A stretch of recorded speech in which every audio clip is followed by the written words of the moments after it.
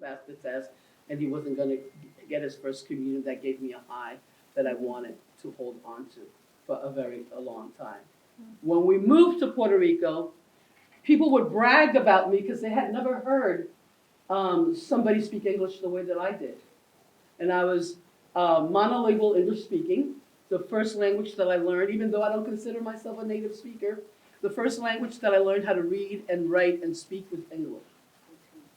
Then I had to when I went to Puerto Rico, I learned how to read and write Spanish. And so they would put me to all the classroom, talk to them so they could hear you speak English. And I would talk in English to them, and that's when I decided that I was going to be an English teacher in Puerto Rico. And I graduated, and I taught 9th grade in Puerto Rico.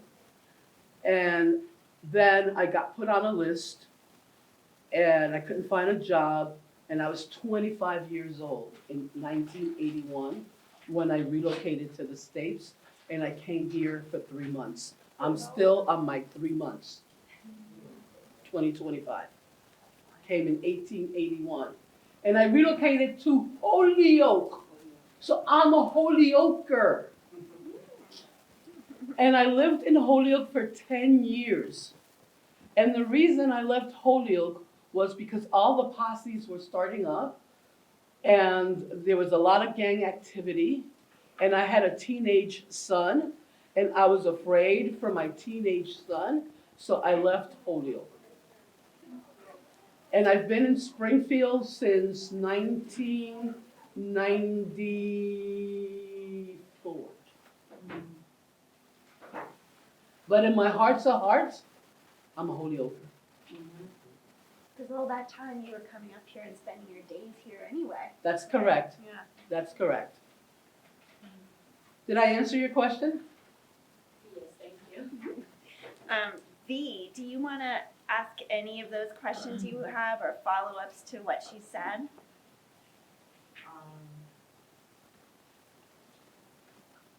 How many siblings do you have, and how has having siblings affected you?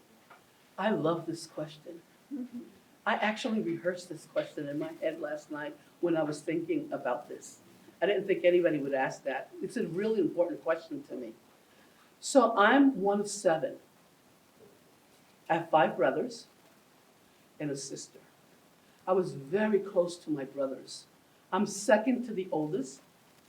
I have one brother that's 2 years older than me.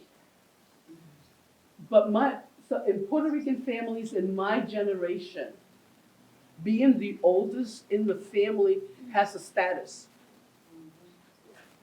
And my brother, who was the oldest, did not like the responsibility of that status. So very early on, he conceded that I was the oldest.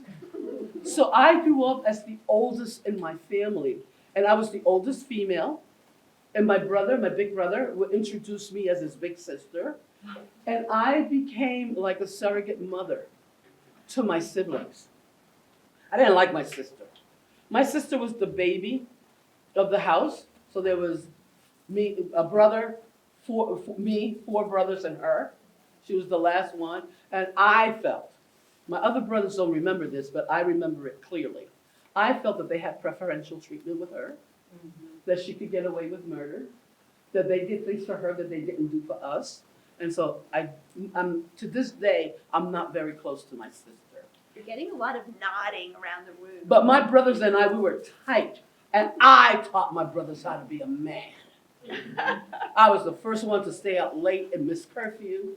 I was the first one to come home drunk and get in trouble for it and all that kind of groovy stuff. But I also was the one who would go shopping with my brothers and buy them clothes and go to graduations and talk to their teachers and whatnot. So it helped me be who I am today because at an early age I had responsibilities and I was a caregiver.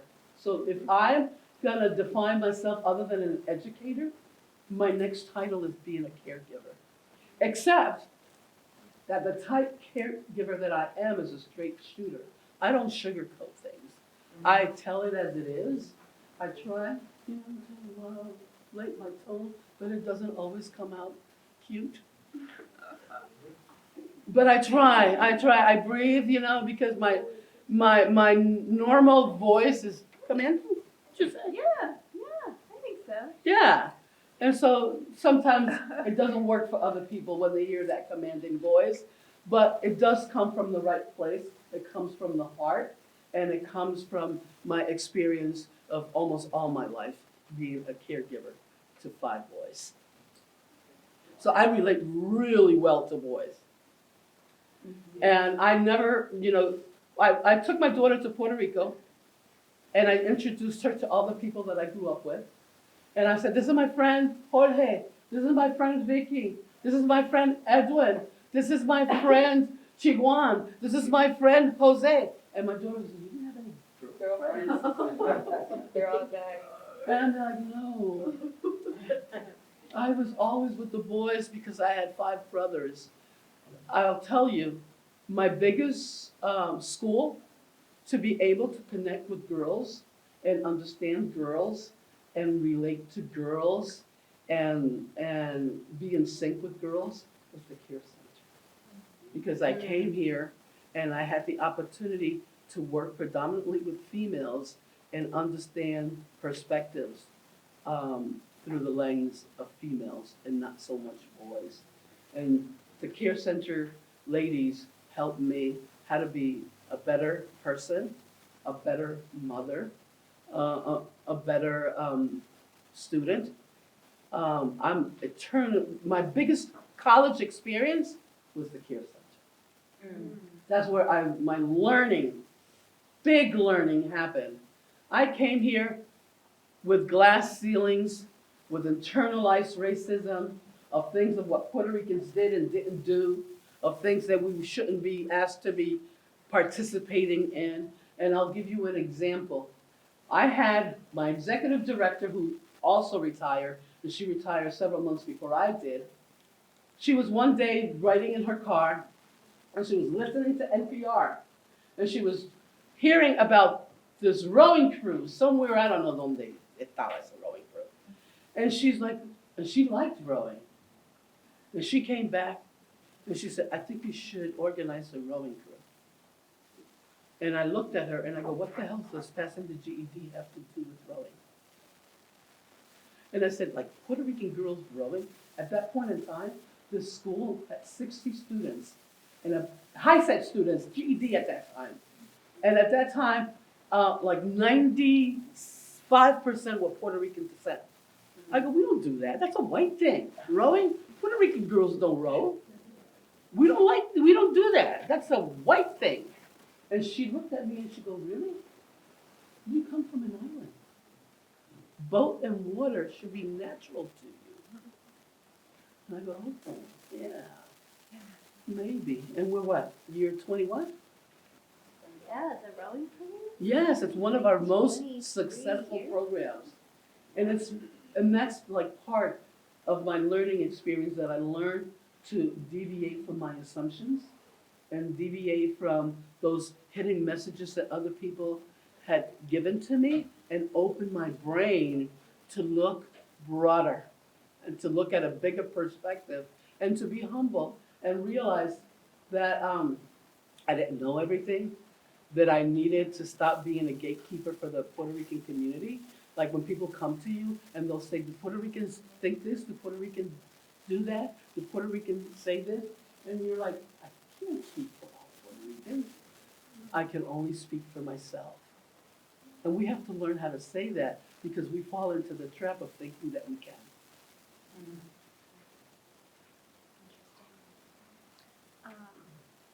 What you just said makes me think that there are a lot of high-set students in this room, which you might want to know. There's a really great group of brave high-set students who are doing Clemente at the same time. And Desire, I would love, you came in late, so maybe you need to see, did you get the questions for Anna? Because your question is in that section about early life and family. Do you want to ask your question? Do you have kids? Did you get married, and when was your birthday? So my birthday is on March 4th, And I love my birthday because it's a complete sentence. March 4th. That's my sister's birthday. Yeah? It's so good. Yeah, and it's a complete sentence, and I think it suits me. She was born March 4th, 2006. Wow. I was born March 4th, 1956. I have 3 kids that I gave birth to. I have a son. My oldest is a son. He's a mama's boy. He's 50. I have 2 daughters. One of them is 45, and the other one is 43. And then I have 2 children that were born in my heart. They didn't come out of my uterus, but they came out of my heart.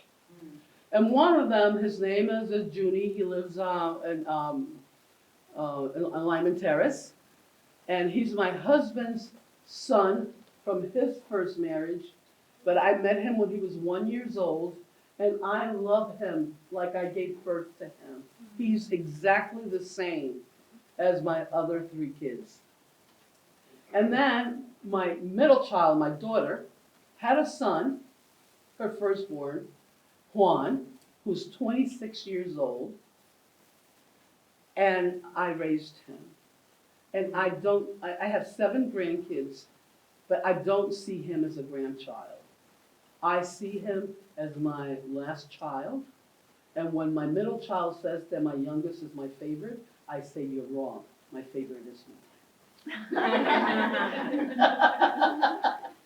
There is nothing that I wouldn't do for that boy. You know, to tell you something, you know, I sit here and I talk to you, and I feel like I'm trying to give you the impression that I'm a free spirit and that I'm happy and that everything is great with me.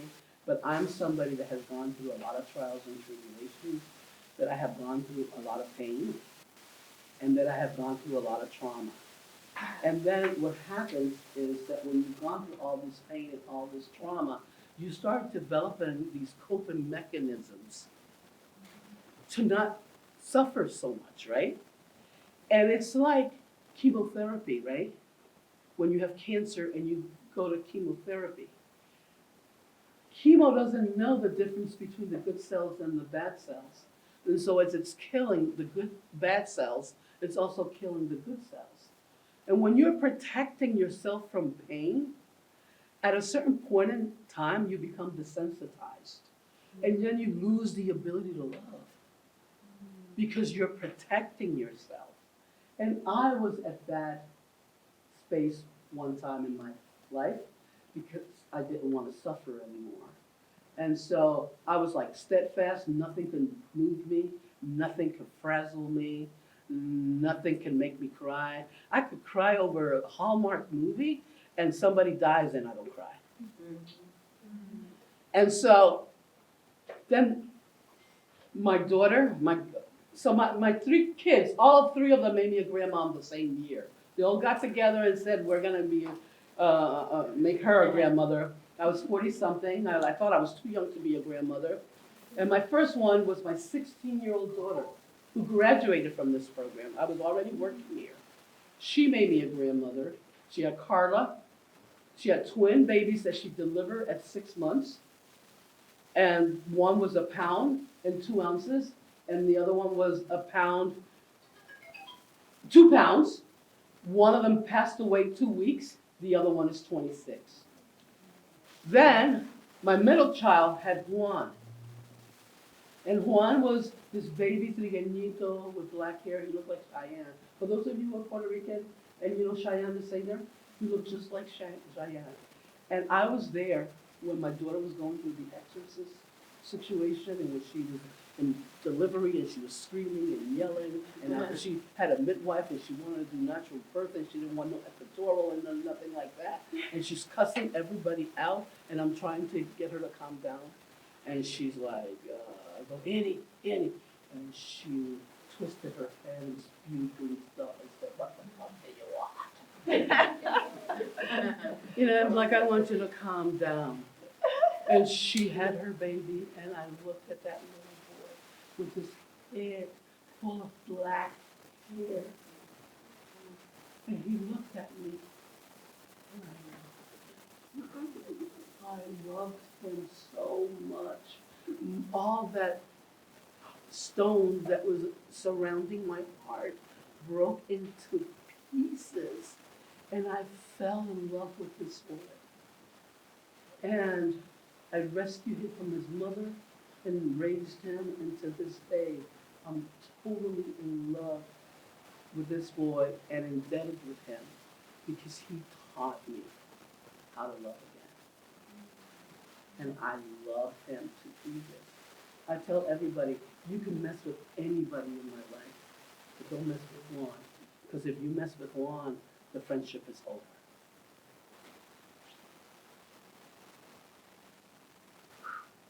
Wow.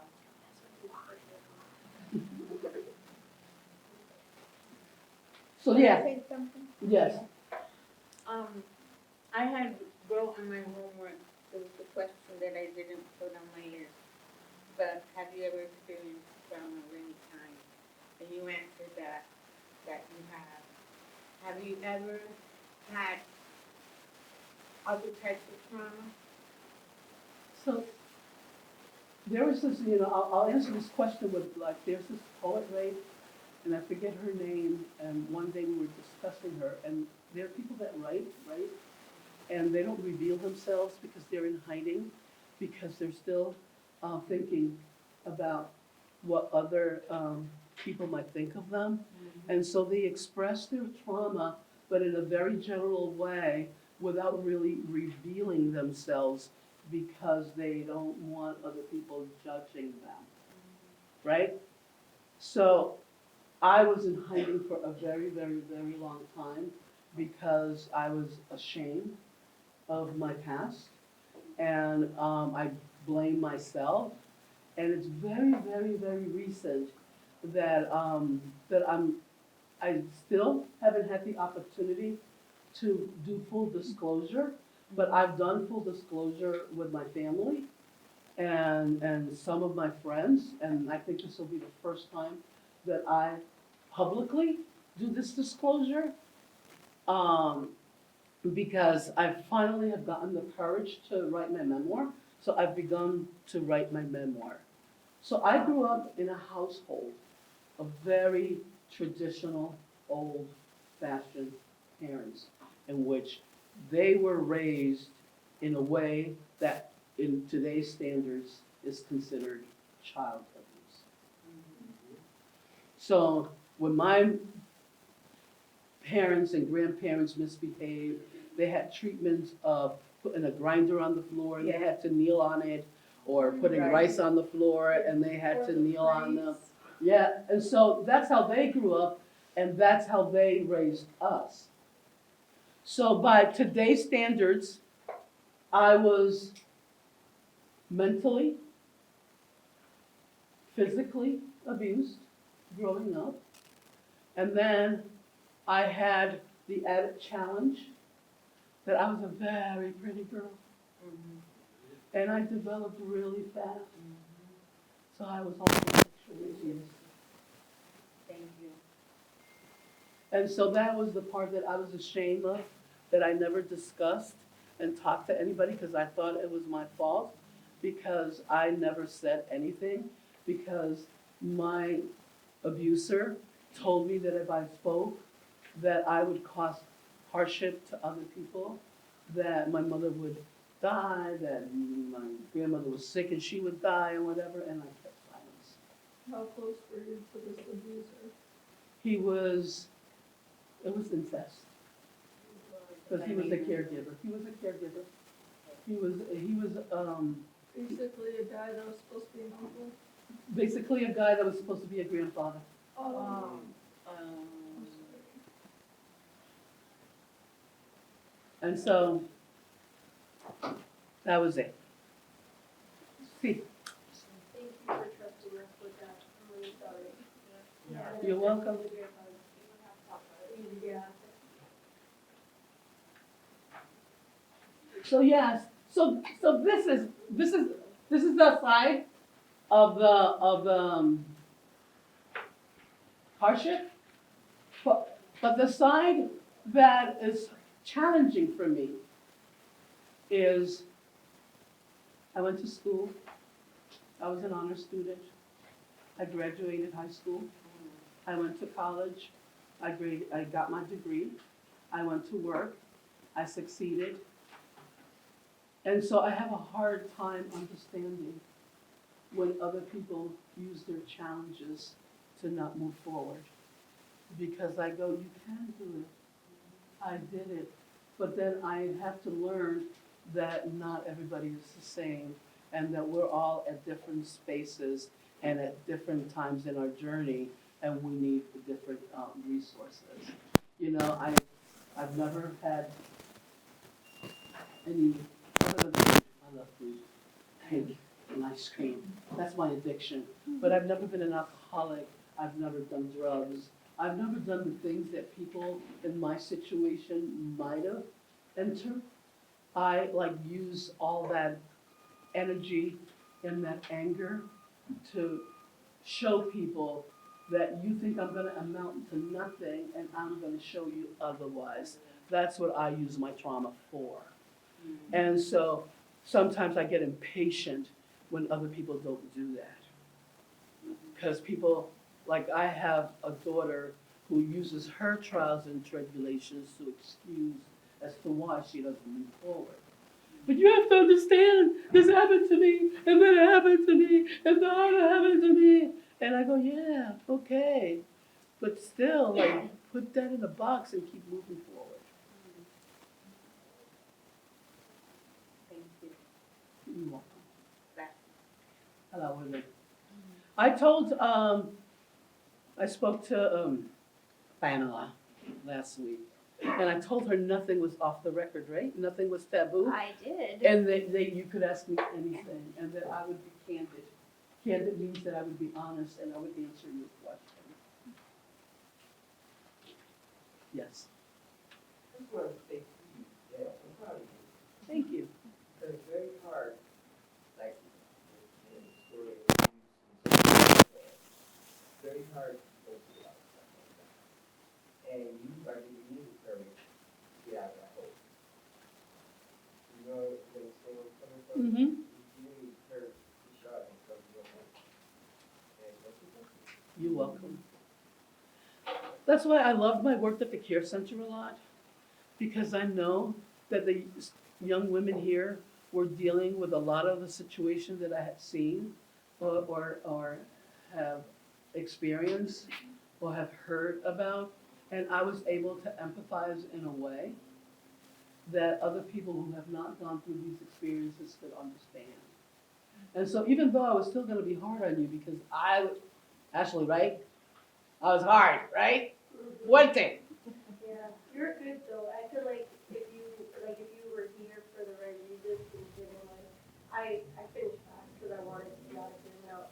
So it was like a good type of constructive criticism all the time is good for me. For other people, they didn't take it like that because, some people come and they slack off, they don't care too much. But when you care, it doesn't come off as that. Right. I feel like you care and I care, so it's the same. So we have work to do, Yeah, and we gotta do it together. yeah. Because the thing that I didn't wanna do was feel sorry for you. It doesn't help you if I feel sorry for you. So when people would say, oh, she's going through a lot, maybe this and that or whatever, no, we gotta hold Ashley accountable. Because Ashley has to move forward. And I mean, Ashley in a general term, right? You're good. Thank you. Because if I feel sorry for Ashley, then she's gonna feel like it's okay for her not to get out of that hole. When it's not okay. You can't move forward if you don't get out of the hole. You gotta go through it. And the stuff that's And it's hard. And it's gonna get worse before it gets better. See, it took me 69 years to tell you what I just told you. Because now we live in a different era. In my era, they would have blamed me. I would have been the one put on trial. exactly.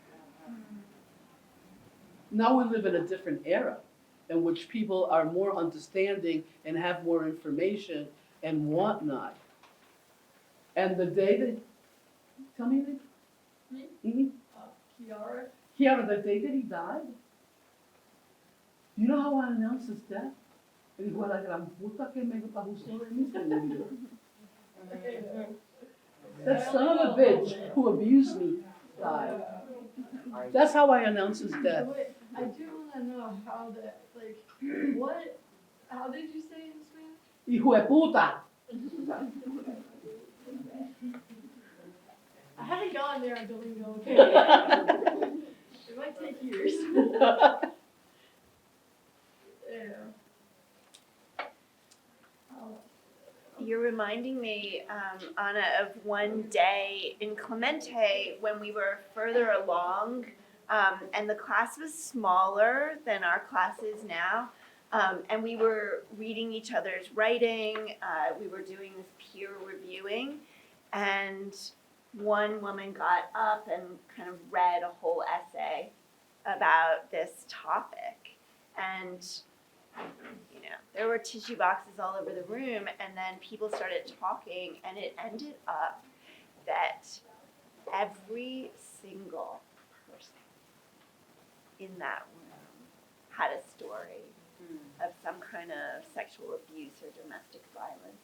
Every single person. Now that we're speaking about it, I kinda wanna know, raise your hand. if No, you I don't know. I don't know if people are. I mean, I don't know. I don't know if people. I think Yeah. that we live in a world. Tell me your name. Olga.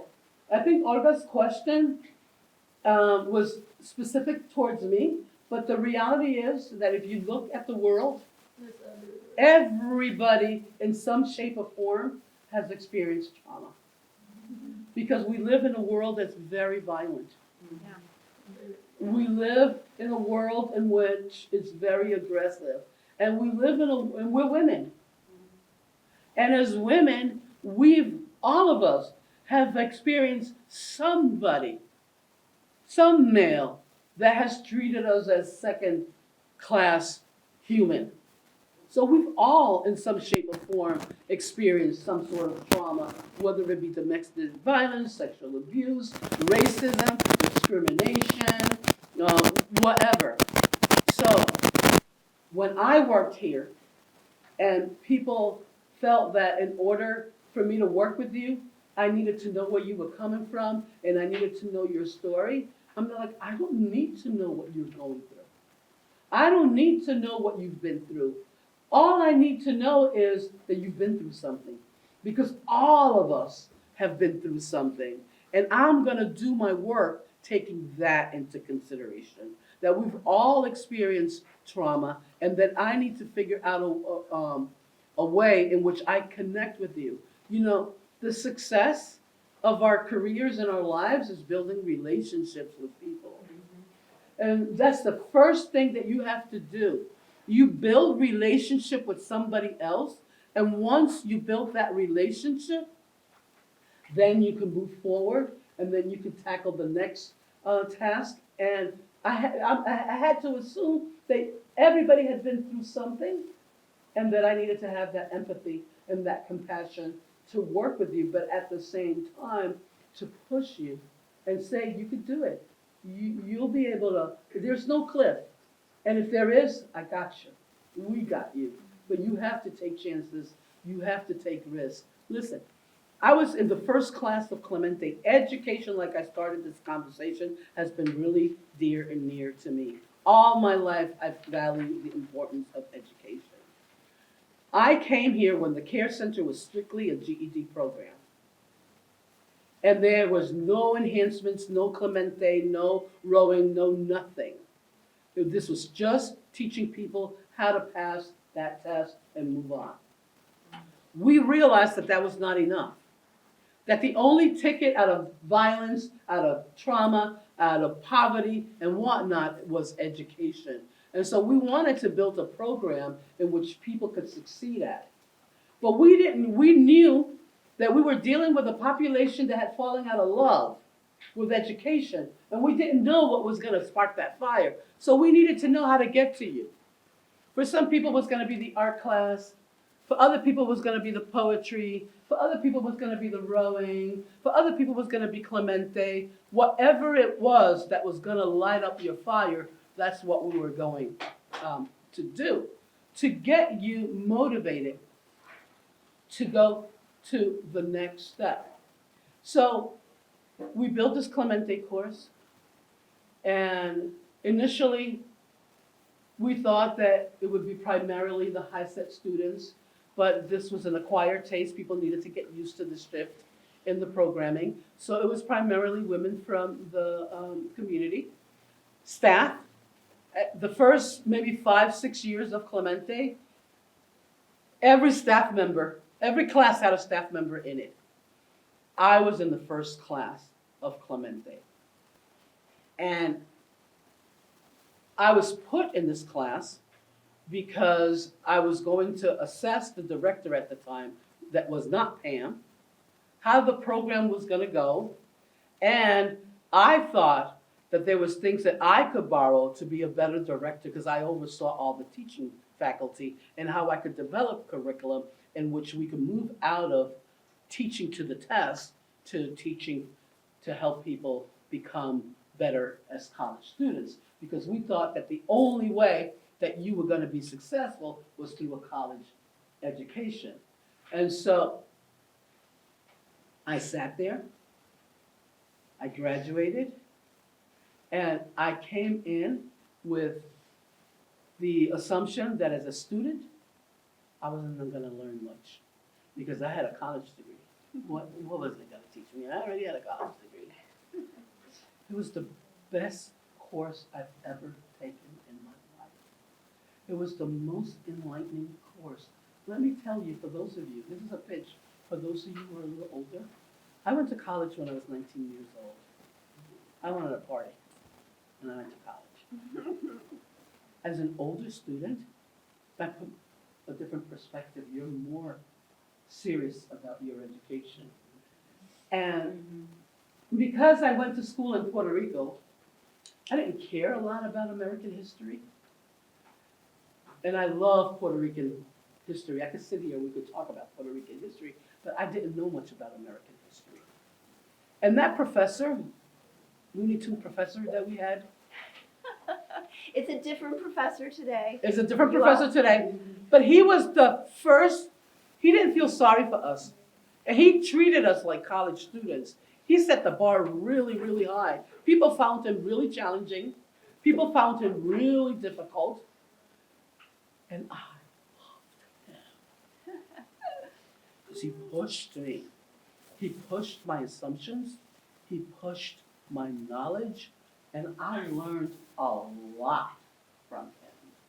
I became, I love American history now. I hated our history. They just got Looking at what's that called? the slides. Yes, looking at slides, and this is recessive, and the length, and her talents, or her They children, just had and the that pearls, experience. or this and that, and whatever. And I'm like, oh. Then we went to the museum, our final class. Our final exam was to go to Smith Museum, and you were going to pick a painting, and you were going to describe what you saw in that painting and why you picked it. I didn't know I had learned so much. I'm not a museum. I learned so much in the most challenging class and the one that I hated. I thought philosophy was bullshit. But my favorite, if I was to be honest, was the literature class. I love reading, and this is the reason why I retired from teaching, because I became a teacher that teaches skills, a teacher that comes into the classroom and says, if you want to write in the present progressive, you have to take the subject and the verb to be and the verb in its ing form to form a sentence. I am working today. Oh my gosh. I hate that.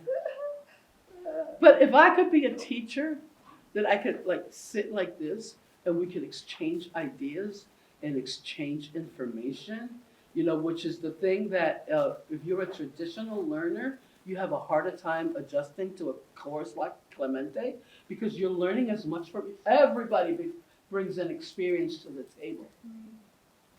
And they're not the only ones that are teaching here. You guys are teaching as well. And we're learning from each other. And they're learning as much from you as you are learning from them. And when you get out of here, the most life-changing experience of my educational experience was the Clemente course. That changed me forever. Even though I was in the craziest class, because we had all 5 teachers at the same time. And we would see one on Monday, one on Tuesday, one on Thursday, then the other one on Tuesday, then the other one on Thursday, then the other one on the other Tuesday. And when you came to class, you didn't know if Barbara was there, if Pam was there. Even though we had syllabus and we had sheets and all, we didn't know whose paper we needed to turn or whatever, because we saw everybody at the same time on a rotating basis. And I'm like, we can't do this like this anymore. That was quickly changed. Yes, But- the second year it was changed, Yeah. but I went through that year. There are so many people who have, V, go ahead, that you have a natural follow-up. One of my questions was, how did the person who makes the class change your life or your view of your future goals? Like, It was the time that I cemented that I was a lifelong learner. You never stop learning. You're gonna be learning things till the day you die, and you have to be open to that. You know, Socrates says, all I know is that I don't know anything. And so that's what we don't know anything. We just don't know what we don't know. So we gotta be open to new experiences, to new information, to challenge your assumptions. Like when somebody says to you, Olga will say to me, if this happens to me, this is how I'm gonna react. You don't know, Olga. You don't know how you're gonna react until you go through that experience. So you have to be open to the experience to know how to keep moving forward. So I'm like a sponge. Like if I could be in school all day long, every single day, I would be in school. You can be now. You're retired. Tell me about it. But I don't want to spend my You have to take take that way. care of your I don't want siblings. to. And I don't want to spend my money that way right now. But for free, you give me What, you're education free? for free. Yeah, I'm there. You're still taking care of your siblings, though. I am. I'm taking care of my sibling. I am, like I said, I'm a caregiver. So I have my brother, my younger brother, who lives with me. That he's so sick that when I go to appointments with him, they think he's my father, and he's my younger brother. Other people had questions about Clemente. Just jump in, raise your hand. Also, some people weren't here. Julie, go ahead.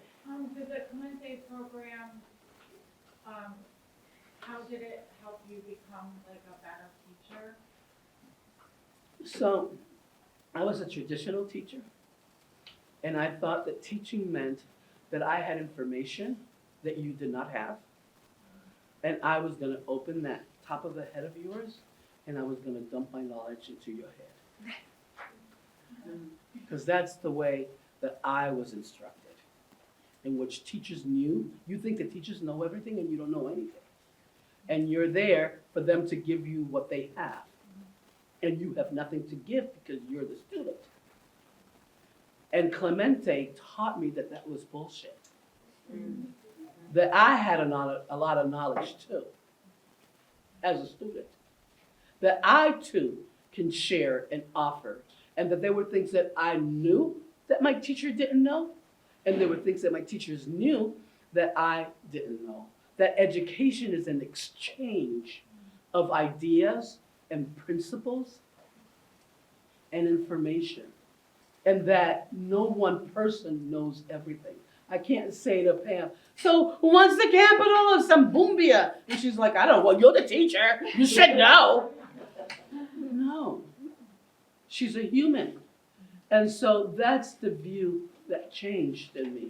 That we are not, that it's, the education is an exchange between the student, the teacher, and other students in the room.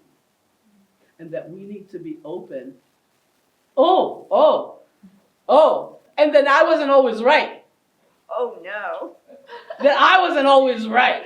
And even if I thought I was right, I needed to figure out a way in which I compromised with you and accepted your idea and be respectful, even though if deep down inside I'm like, you're so wrong. Yeah. Because those are our assumptions, We're not always right.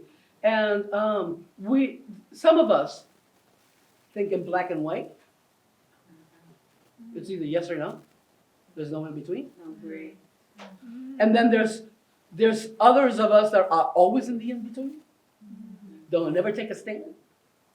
And so I think that sometimes we have to be yes, sometimes we have to be no, and sometimes we have to be in between. That sometimes we have to be true to ourselves. Like, for example, sometimes I say things that I truly believe, and I know it's not the popular thing in the room. And I'm not a yes man. Like, I'm not gonna, if you say something and I totally don't believe it, I'm gonna say, listen, I respect what you're saying, and maybe in your experience, that's the way it is, but in my experience, that has not been the case, and I don't believe that, but I think that the respectful thing is to agree to disagree. You could stay with your sentiment, and I can stay with my sentiment. And also learned that when we're having conversations, to avoid the yous and do more of the I statements. So instead of saying, you just pissed me off with what you just said, I say, I feel challenged in the way that that's coming across. I don't understand where you're coming from. I feel uncomfortable. Instead of saying, you're making me feel uncomfortable and you better stop it. And I found out that, so one of the things I think that Care Center people said here was that I was very diplomatic. It's true. Because I felt that that was the best way to communicate with people with I statements instead of saying you. Because once I say, you make me feel this way, you feel attacked. So I use the I statements. This is what I think. This is what I believe, and accept that the beauty of this world is that we don't all think alike, that we all don't agree with everything, and that's why we can learn from each other. And then I can accept your truth. It's like me being Puerto Rican, and sometimes people, I talk to my fellow Puerto Ricans who are Puerto Ricans from the book. They've never lived in Puerto Rico. They were born and raised in the United States. They go to college and they realize that they're Puerto Ricans. And now they're in Puerto Rican language studies, and now they want to tell me what a Puerto Rican is, right? And so I go to them and I go, listen, sweetheart, just because you haven't read it in your book, it does not dismiss my life experience. Just because my life experience is not in a book, it doesn't mean that I didn't live it. I'm telling you because I lived it, not because I read it in the book. And so those are the things that we have to be able to negotiate, to be able to coexist in a world in which the beauty of it is that the world is full of multiple ideas. Olga. What was it like to be a mom and a professional? A mom? And a professional at the same time. Doing it at the same time. It was really hard. It was, I had a very challenging relationship with the father of my children, and he was not very present, and so I was the father. And for the most part, I was the father of my kids, and I was working and the provider and all, and I wasn't a very good mother because I didn't know how to. I tried to be a mom, but I was a better father than I was a mother. So my profession interfered a lot with being a mom until I realized what was happening. That I had to be more intentional about being a mother. I think that my kids are funny. They're very funny. So they knew that I was very professional and that I was all about memos and stuff like that, and they sent me a memo. They sent me a memo. And in the memo, they said, I was running a teen center at that time at the North End in Springfield. And they said to me in this memo that they wanted to have a chance to meet with me. They wanted some of my time. They wanted to schedule a meeting with me to see, if they could have some time with me. And that they wanted to point out that I was being a better mother to the teens in my center than I was being to them. And so, luckily, the apple doesn't fall far from the tree, because if you're assertive, you raise assertive kids, and they told me. And so I started paying attention and doing stuff with them and making time for them, and knowing that even though I wish that I didn't have to be so much a father, I had to, because I was the main provider in the home. I think we should just have a couple more questions. There were people who, I mean, there were so many questions, and I think also a lot of the questions got answered. Yeah. Right? V, I see you. You're. Yeah, I just have a quick question. You said you were Pentecostal, my parents are Pentecostal. And you called them Nahatabla, so I just wanna know, What that means? what do you mean by that? Yeah. So I was in a church that I was not allowed to cut my hair. I was not allowed to wear pants. I was not allowed to wear jewelry. I was not allowed to wear rings.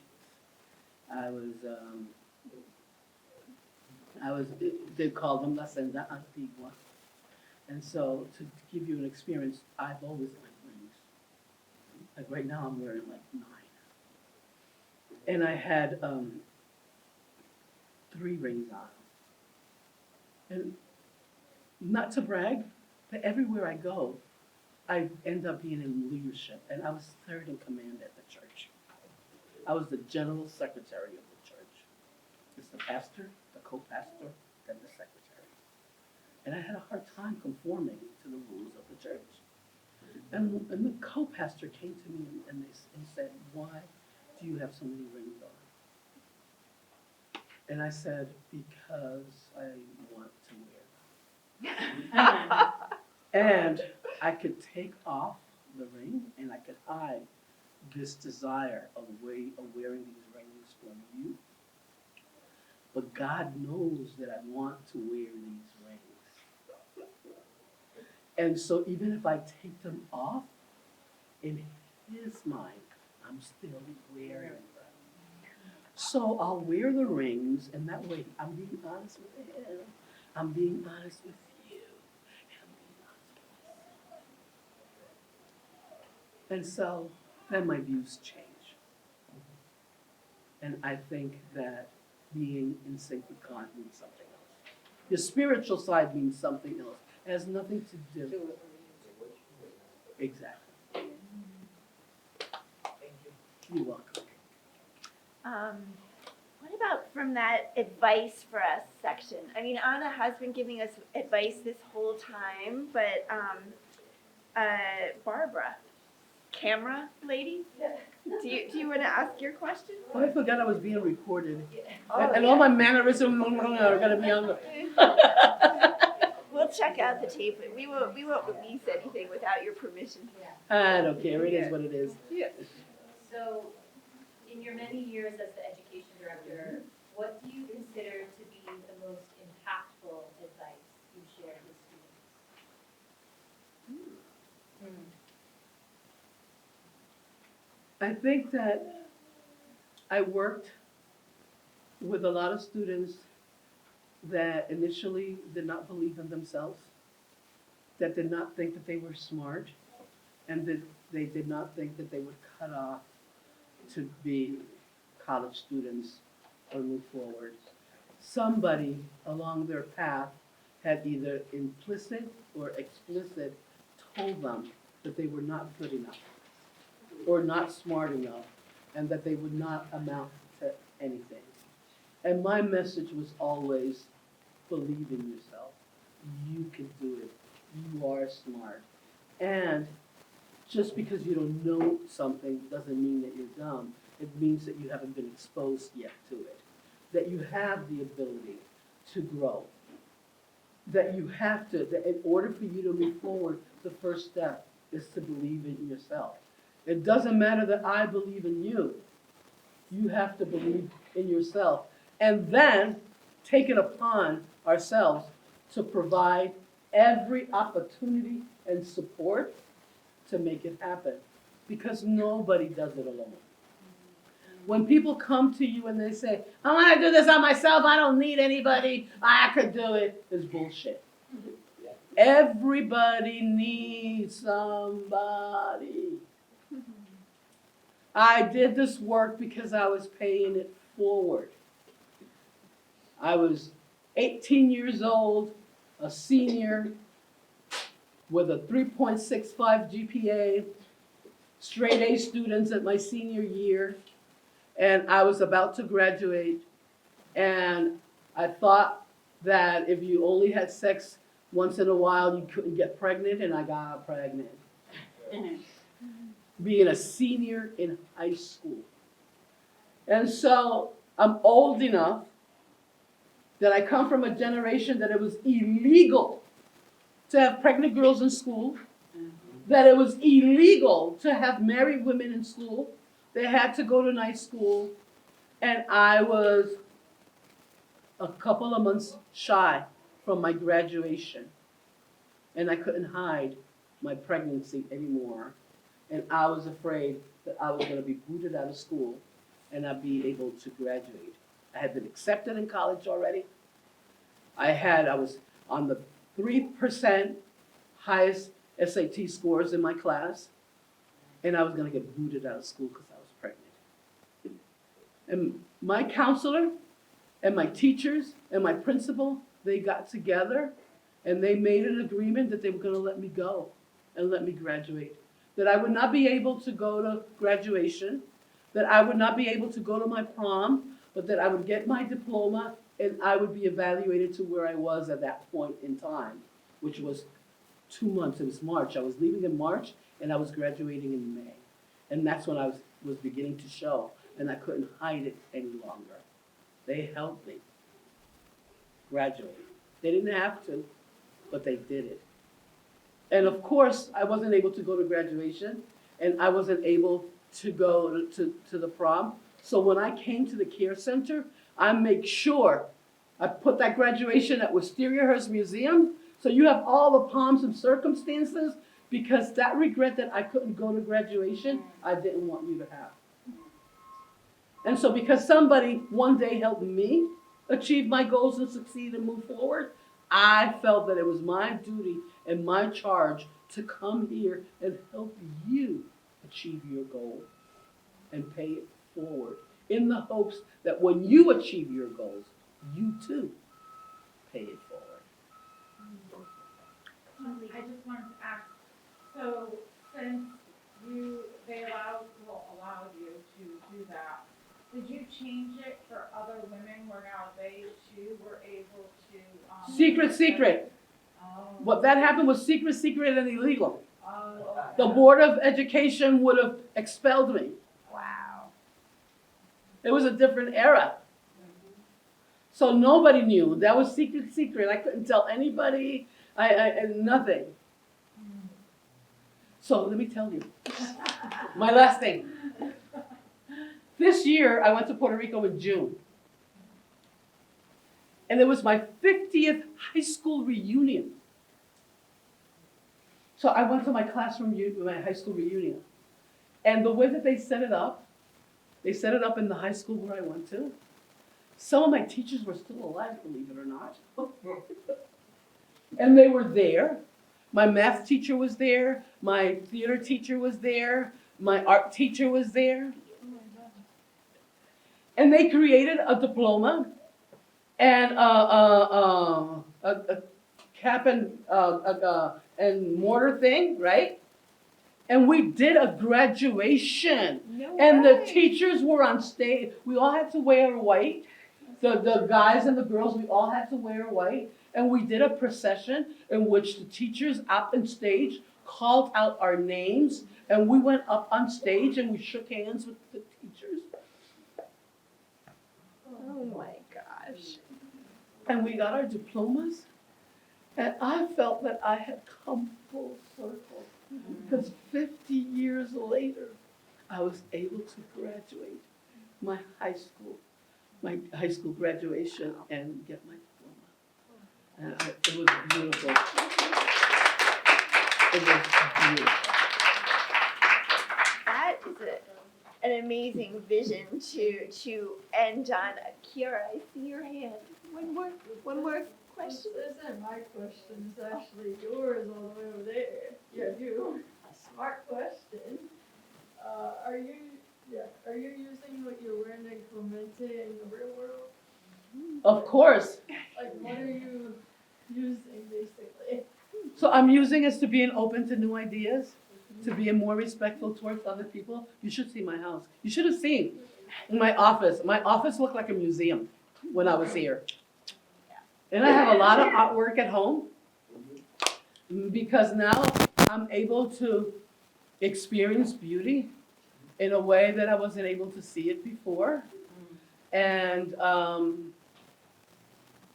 one of the biggest thing that became my mantra, and I learned that in Clemente in literature class, is that it doesn't matter how bad anything is, how big the shit pile is, there's always a rose. There's always a rose. With everything bad, there's always something good that you can find. And you hang on to that rose to get out of the shit pile.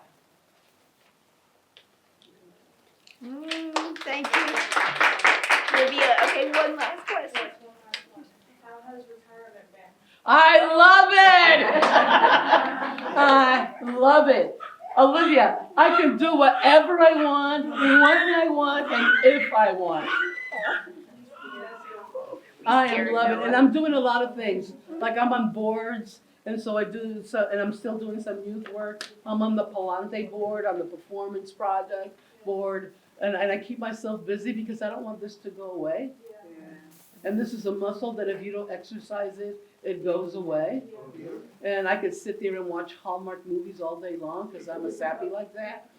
But I don't want to do that. But I'm loving retirement. I was afraid of it, and I'm happy that I did it. I miss the care center, and I miss the students, but I don't miss the grind. The truth is, I don't miss the grind. Yeah. But you know what? In an ordinary year, Anna would always come and speak to the new Clemente students for like 2 minutes. And now, since you're retired, we got this, which is way better. Which my so 2-minute thank spiel you would so be much. that it's hard, but you gotta stick with it. And everybody's gonna need a second win. It's gonna happen at different stages for all of you. There's gonna be a point in time in which you wanna give up. And you're gonna find all these excuses. I'm having problems, I lost my job, my boyfriend is in jail, he's cheating on me, my food stamps, and this and that. Something is gonna come up that's gonna give you an excuse to quit. And it's because you need that second win. Push through it. I wanted to quit. When I got to art history and looking at slides, I wanted to quit. But I pushed through it. And I'm glad that I pushed through it because the reward is invaluable. What you're developing here is a community, is a sisterhood that's gonna go beyond these 4 corners of this room. Don't quit. If you feel like you wanna quit, talk to somebody. Talk to each other, talk to Pam, talk to Barbara, talk to somebody. And let them know, if you need help, if you're struggling with something, don't hold that. Talk to somebody so that before it gets too bad. Because if you wait until it gets too bad, then the solutions can be minimal or non-existent. But if you go early and you talk to somebody, we can remedy the situation because we're here to support you.